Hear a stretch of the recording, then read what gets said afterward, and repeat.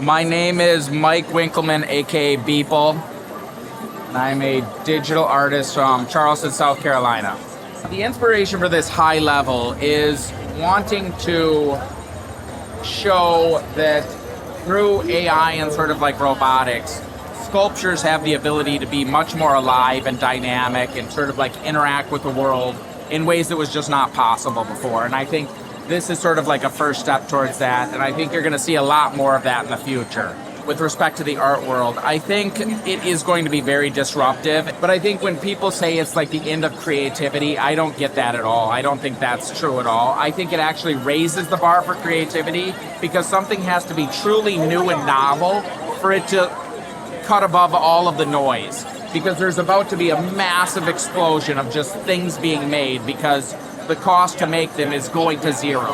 And so I don't think it's going to kill creativity. It is going to change our idea of creativity now. My name is Matt Dryhurst. I'm part of the duo Matt Dryhurst and Holly Herndon. We're showing a piece here called Kinderscout. It's an AI work that involves people walking freely through the mountains, which I actually think is kind of closer to the future of AI. That we have this term, humans were meant to stroll, not scroll. And so what we're going to start seeing is more and more devices that get us off screen and out into the world. And that's a world that I want to see. I mean, these are the tools of our time, right? And so I often bristle at this idea that AI will replace artistry. I don't think that that's quite possible.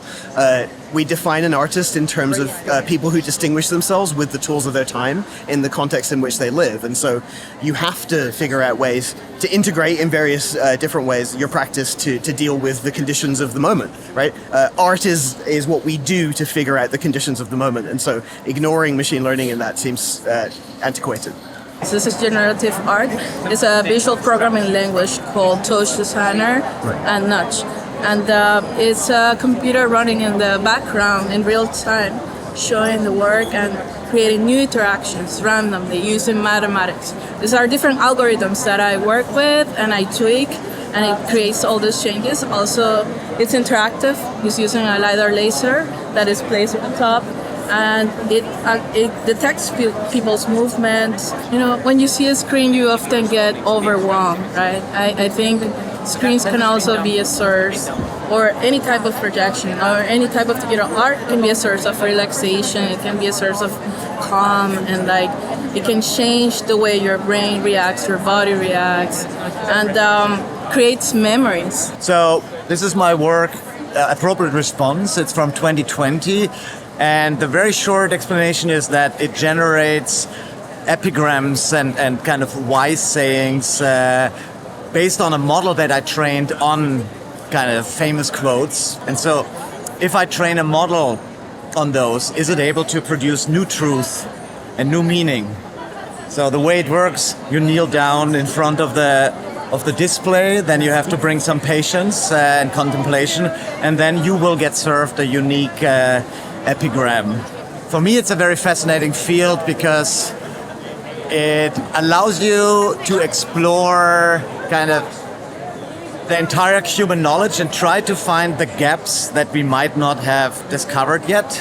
I mean, in the end, of course, it is a mirror to society with all its positive and negative sides. But I believe that can be a very powerful instrument to explore imagination in a different way. The art world is sometimes very conservative in many ways, which is almost a nonsense, because it should be pushing the boundaries. We need to be open. We must be open. The art world should be open, and I certainly am open to explore the avenues of what AI can do. At the same time, like any other thing, we need to be careful. And I think as this develops, we need to respond to that.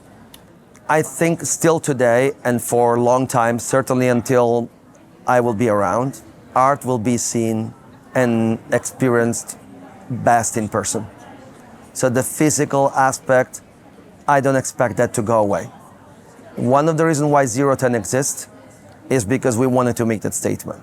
Art can be conceived digitally, can be conceived with an algorithm, can be conceived, but the physical presence and the physical experience of the object, whether the object exists or not, the physical presence of the body within and the reaction is something that I personally still believe is what makes art art.